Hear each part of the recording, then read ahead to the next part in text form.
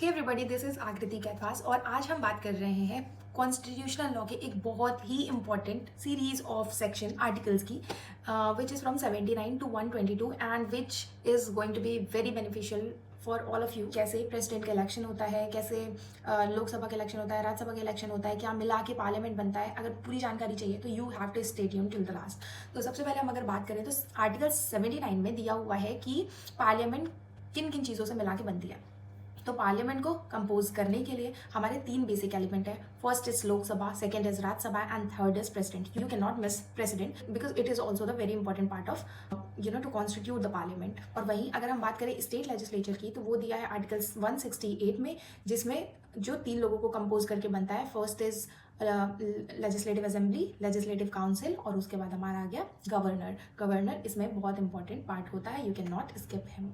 तो क्योंकि अभी हमने 79 में बात की कि पार्लियामेंट का कंपोजिशन जो होता है वो होता है लोकसभा, राज्यसभा और प्रेसिडेंट। तो अब हम बात करेंगे राज्यसभा के कंपोजिशन की, जो कि दिया हुआ है आर्टिकल 80 में। और आर्टिकल 80 ये बताता है कि राज्यसभा में टोटल 250 मेंबर होंगे, जिसमें 238 मेंबर जो होंगे वो इलेक्ट होके आएंगे और बाकी के रिमेनिंग 12 मेंबर जो होंगे वो नॉमिनेट किए जाते हैं बाय प्रेसिडेंट, क्योंकि वो कुछ स्पेशल फील्ड से होते हैं, नॉमिनेट होके आते हैं। ये 12 मेंबर वाला कॉन्सेप्ट आया कहाँ से है? तो ये अडॉप्ट किया गया है आयरलैंड से। अब अगर हम बात करें तो लेजिस्लेटिव काउंसिल और लेजिस्लेटिव असेंबली जो दोनों चीज़ें होती हैं जिनको मिलकर राज्यसभा बनता है प्लस गवर्नर। तो इसमें लेजिस्लेटिव काउंसिल और लेजिस्लेटिव असेंबली जरूरी नहीं है कि हर स्टेट में दोनों हो। बाई कैमरलिज्म जरूरी नहीं है, किसी किसी स्टेट में सिर्फ लेजिस्लेटिव असेंबली ही है।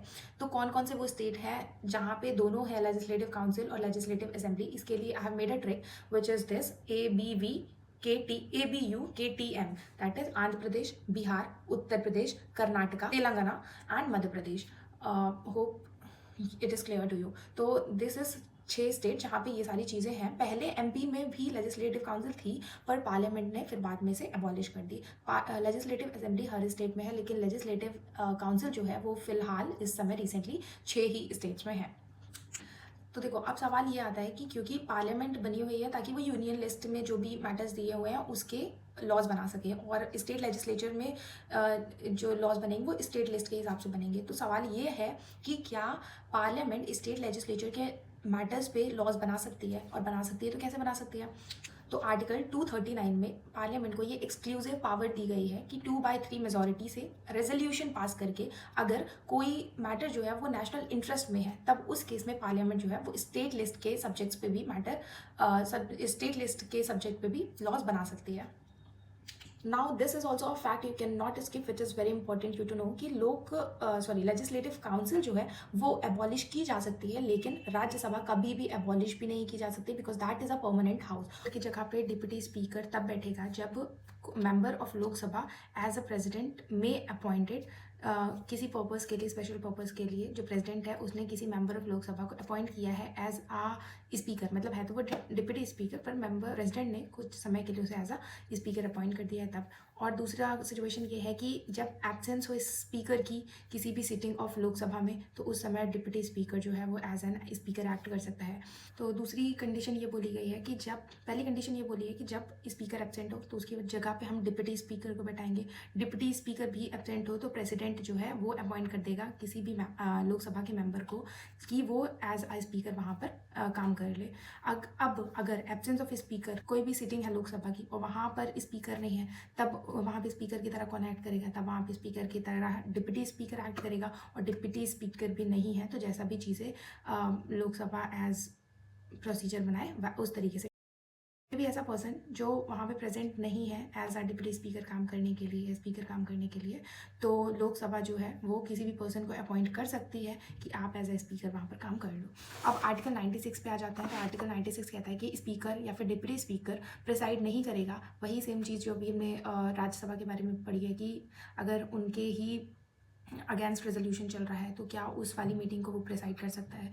तो अगर स्पीकर या डिप्टी स्पीकर के अगेंस्ट ही रेजोल्यूशन चल रहा है तो उस मीटिंग को प्रिसाइड करने की पावर नहीं है, लेकिन वो उस मीटिंग में बैठ सकता है, उस मीटिंग को अटेंड कर सकता है, सुन सकता है, बस उस चीज़ को प्रिसाइड नहीं करेगा। क्वेश्चन आपसे जनरली पूछ लेता है कि स्पीकर के जो पोजीशन होता है उसकी ओथ कौन दिलाता है। तो कंफ्यूज नहीं होना है, ये बात हमेशा ध्यान रखना है कि स्पीकर के पोजीशन की कोई अलग से ओथ होती ही नहीं है।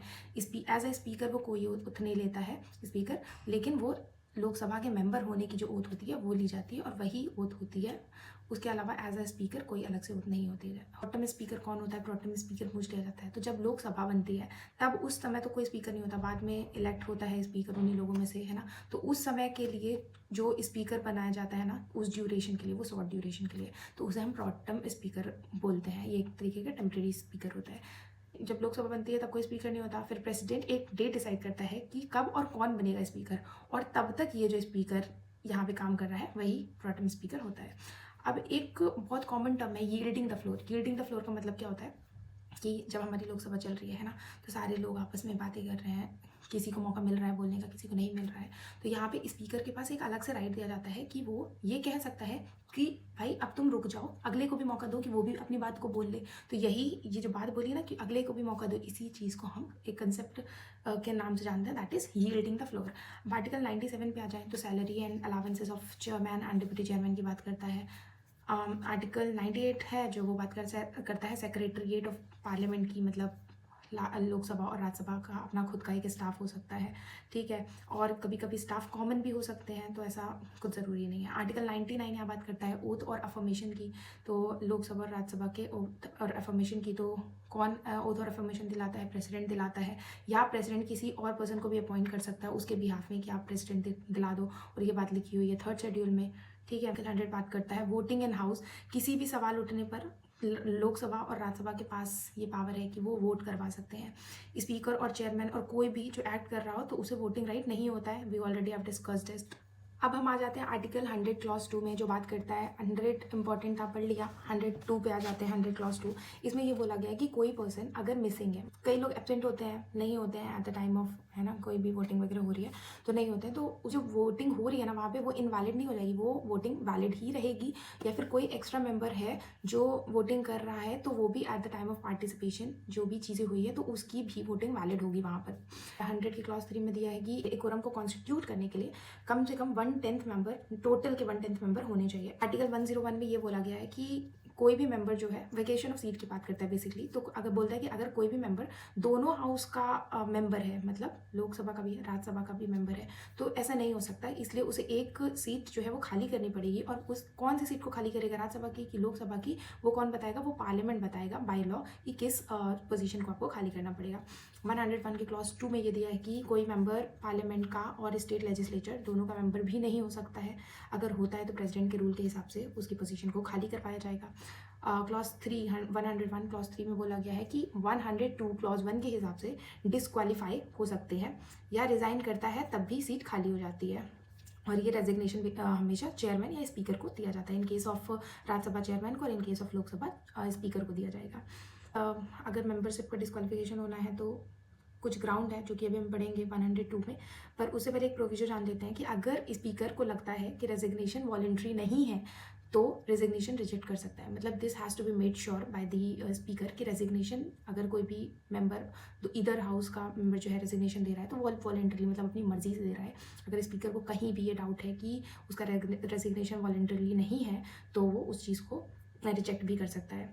हाउस ऑफ पार्लियामेंट में 6 दिन से ज़्यादा एब्सेंट अगर है कोई व्यक्ति, बिना परमिशन के मेंबर की सीट को वेकेंट डिक्लेयर कर दिया जाता है।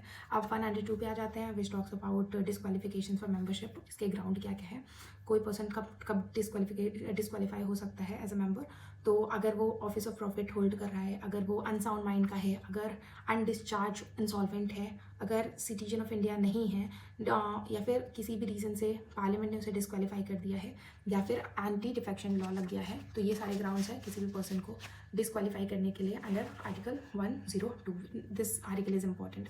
आर्टिकल 103 बेसिकली बात करता है कि इस बात पे डिसीजन लिया जाता है कि क्या इस पर्सन को, इस मेंबर को जो है वो डिस्क्वालीफाई हो रहा है, क्या ये इन ग्राउंड को सेटिस्फाई कर रहा है, तो ये डिसाइड करवाया जाएगा कि तो ये डिसाइड करना है, तो ये जो मैटर है ना वो प्रेसिडेंट के पास जाता है। प्रेसिडेंट इलेक्शन कमिश्नर से ओपिनियन ले सकता है यहाँ इस मैटर के लिए कि इस पर्सन को डिस्क्वालीफाई करना है या नहीं करना है। आर्टिकल 104 पे आ जाए तो बिना ओथ लिए सिटिंग या वोटिंग करने पर 500 रुपये की पेनाल्टी लगती है, ठीक है। अगर आपने ओथ नहीं लिया अपने पोजीशन का और आप वोटिंग करने चले गए हो उससे पहले, तो आपको 500 रुपीज़ की पेनाल्टी देनी पड़ेगी। आर्टिकल 105 बात करता है पावर ऑफ प्रिविलेज की। अगर आप लोकसभा या राज्यसभा में जाओ ना तो सारे लोग वहाँ पे एक तरीके से लड़ते हुए दिखते हैं ना, कि अपना ओपिनियन वो इस तरीके से रख रहे हैं, इतने पावरफुल तरीके से कि ऐसा लगता है वो लड़ रहे हैं। तो वहाँ पे फ्रीडम ऑफ स्पीच मिली हुई है। अब ये फ्रीडम ऑफ स्पीच वो वाली फ्रीडम ऑफ स्पीच नहीं है जो आर्टिकल 19 में दी गई है, फंडामेंटल राइट वाली, जो हम सबको, उनको ये अलग से एक प्रिविलेज मिला है कि वो वहाँ पे मतलब हाउस के अंदर रहते हुए ना कोई भी चीज़ बोल सकते हैं, किसी भी चीज़ पे अपना ओपिनियन दे सकते हैं। रेस्ट्रिक्शन ये है कि आर्टिकल 118 के अंदर रहते हुए सारी चीज़ों ने करनी पड़ेगी। आर्टिकल 105 क्लॉज 3 ये बोल रहा है कि authority of legislature to codify, privilege की बात कर रहा है, not that important. Moving to article 106 जो बात करता है salaries and allowances of member. This is also मतलब एक लाइनर सा है, बस एक याद कर लो कि 106 में सैलरीज ऑफ और अलावेंसेज की बात की गई है। आर्टिकल 107 में बात की गई है कि आर्टिकल 109 और आर्टिकल 176 जो मनी बिल और फाइनेंशियल बिल की बात कर रहा है, इनको छोड़ के सारे बिल लोकसभा या राज्यसभा में ओरिजिनेट किए जाएंगे। तो आर्टिकल 109 और 177 which talks about money bill and financial bill are here the exceptions. मतलब दोनों हाउस से बिल को पास होना जरूरी होता है। अगर हाउस प्रोरोग हो गया है तो पेंडिंग बिल लैप्स नहीं होगा। कोई बिल राज्यसभा में पेंडिंग है तो लोकसभा के डिसॉल्व होने पे लैप्स हो जाएगा। मूविंग टू आर्टिकल 115, आर्टिकल 115 बात करता है सप्लीमेंट्री, एडिशनल और एक्सेस ग्रांट की। This is not so important. Moving to article 116 ये बात करता है अप्रोप्रिएशन की बिल के बारे में। जैसा कि 114 में अप्रोप्रिएशन की बिल के बारे में बात हुई है, तो यहाँ पे अप्रोप्रिएशन बिल को लेके एक वोट्स ऑफ अकाउंट होता है, यानी कि अगर आपको अप्रोप्रिएशन बिल पास कराना है तो आपको एक वोटिंग से गुजरना पड़ेगा, वहाँ पे आपको वोट देना पड़ेगा। इस वोटिंग में अगर आपके वोट्स मेजॉरिटी में है तब तो अप्रोप्रिएशन बिल पास होगा, अदरवाइज अप्रोप्रिएशन बिल रिजेक्ट कर दिया जाएगा। अब आर्टिकल 117 जो होता है वो बात करता है special provision regarding financial bill की, जो 110 क्लॉज 1 में दिया गया है कि अगर कोई भी मैटर जो है वो अमेंडमेंट से रिलेटेड है फाइनेंशियल बिल में, तो उसमें प्रेसिडेंट की प्रायर परमिशन की ज़रूरत पड़ेगी। बिना परमिशन के वो अमेंडमेंट नहीं हो सकता है। जो ये फाइनेंशियल बिल है वो राज्यसभा में भी पास नहीं होगा। और अगर टैक्स रिड्यूस या अबॉलिश करने की कोई रिकमेंडेशन है तो वो भी आगे मूव नहीं होगी। अब ये जो बिल है अमेंडमेंट है जो कि कोई भी प्रोविज़न जो कि रिलेट करता है टैक्सेशन से, फी से या फाइन से, ए से